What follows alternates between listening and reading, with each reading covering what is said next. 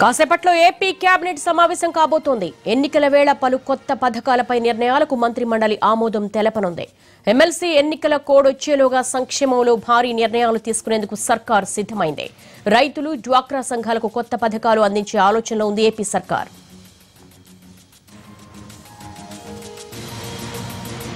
ఏపీలో పెన్షన్లు రెట్టింపు చేస్తూ సర్కారు నిర్ణయం తీసుకుంది. ఫిబ్రవరి 1 నుంచి 3 వరకు పెన్షన్ల పంపిణీ కార్యక్రమం చేపడుతున్నారు. దాదాపు 1600 కోట్లు దీనికోసం ఖర్చు చేస్తున్నట్టుగా ఈ నిర్ణయానికి కేబినెట్ ఆమోదం తెలిపింది. ఎన్టీఆర్ వైద్య సేవలను 2.5 లక్షల నుంచి 5 లక్షలకు పెంచుతూ కూడా సర్కార్ నిర్ణయం తీసుకుంది. ఈ నిర్ణయానికి మంత్రి మండలి ఆమోదం ఇవ్వాల్సి ఉంది. డ్వాక్రా మహిళలకు మేలు చేసే మరో కీలక నిర్ణయం తీసుకోనుంది. ప్రతి డ్వాక్రా మహిళకు 10,000 చొప్పున పసుపు కుంకుమ పథకం కింద ఇవ్వనుంది. ఈ నిర్ణయం ద్వారా 94 లక్షల మందికి లబ్ధి చేకూరుతుంది.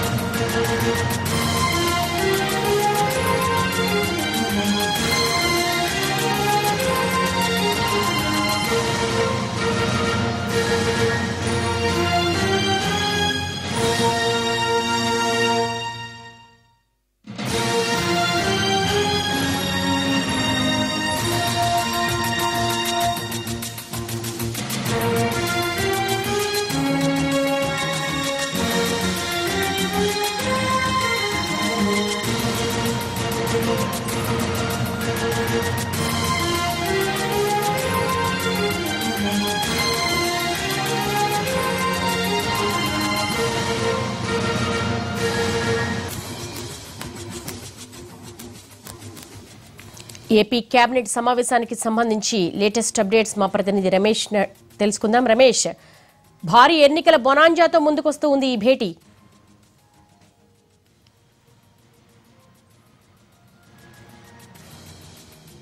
రేపట్లో కేబినెట్ సమావేశం ప్రారంభం కాబోతోంది. ఎన్నికల ముందు జరుగుతున్నటువంటి ఈ కేబినెట్లో కీలక నిర్ణయాలు తీసుకునే దిశగా ఇప్పటికే కొన్ని చర్చలు జరిగాయి. ప్రభుత్వం నుంచి కీలకమైనటువంటి ప్రతిపాదనలపై చర్చలు తర్వాత ఈరోజు వాటిపై నిర్ణయాలు తీసుకునే పరిస్థితి కనిపిస్తోంది. ఇప్పటికే ఉదయం జరిగినటువంటి సమన్వయ కమిటీ సమావేశంలోనే ఈరోజు కేబినెట్లో ఏ అంశాలు పై చర్చ జరగాలి, వేటికి ఆమోదం ఇవ్వాలనే దానిపై కొంత ఆ నేతల నుంచి ఫీడ్బ్యాక్ తీసుకున్నారు. అదనంగా రాష్ట్రంలో ఉన్న సంక్షేమ పథకాలను విస్తరించడం, కొత్తగా సంక్షేమ పథకాలను ప్రకటించడం వంటి అంశాల్లో ఏ రకంగా ముందుకు వెళ్లాలనే అంశంపై కూడా పార్టీ నేతల నుంచి, మంత్రుల నుంచి ముఖ్యమంత్రి గత కొద్దికాలంగా ఫీడ్బ్యాక్ తీసుకుంటా ఉన్నారు. ఇందులో భాగంగా ఈరోజు జరిగే కేబినెట్ సమావేశంలో కొన్ని ముఖ్యమైనటువంటి నిర్ణయాలకు ఆమోదం పలకటం, కొన్ని ముఖ్యమైన నిర్ణయాలను ప్రకటించే అవకాశం ఉన్నట్లుగా మనకు తెలుస్తోంది. ఇప్పటికే డ్వాక్రా మహిళలకు పసుపు కుంకుమ అనే ఒక పథకం కింద 10,000 చొప్పున గత 4 ఏళ్లలో ఇస్తూ వచ్చారు. దానికి సంబంధించినటువంటి అమౌంట్ కొంత పెండింగ్లో ఉంది. దాన్ని క్లియర్ చేయడంతో పాటు అదనంగా ప్రతి ఒక్క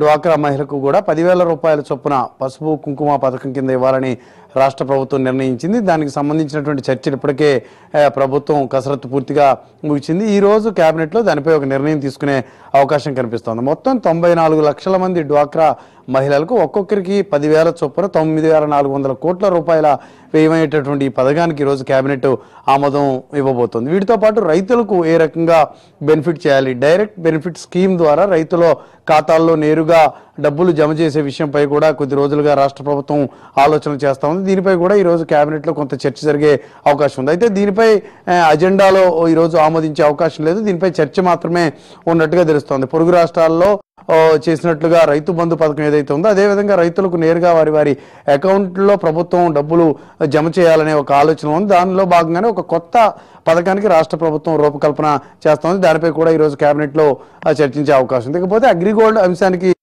సంబంధించి సుదీర్ఘ చర్చలు జరుగుతున్నప్పటికీ కూడా ఫలితం మాత్రం కనిపించట్లేదు. దీనిపై ప్రభుత్వం రకరకాల ప్రయోగాలు చేసినప్పటికీ కూడా అనుకున్న స్థాయిలో దాని నుంచి రిజల్ట్ రానటువంటి పరిస్థితి ఉంది. దీంతో మరొక కొత్త ప్రతిపాదన కొద్ది రోజుల క్రితం రాష్ట్ర ప్రభుత్వం తెరపైకి తెచ్చింది.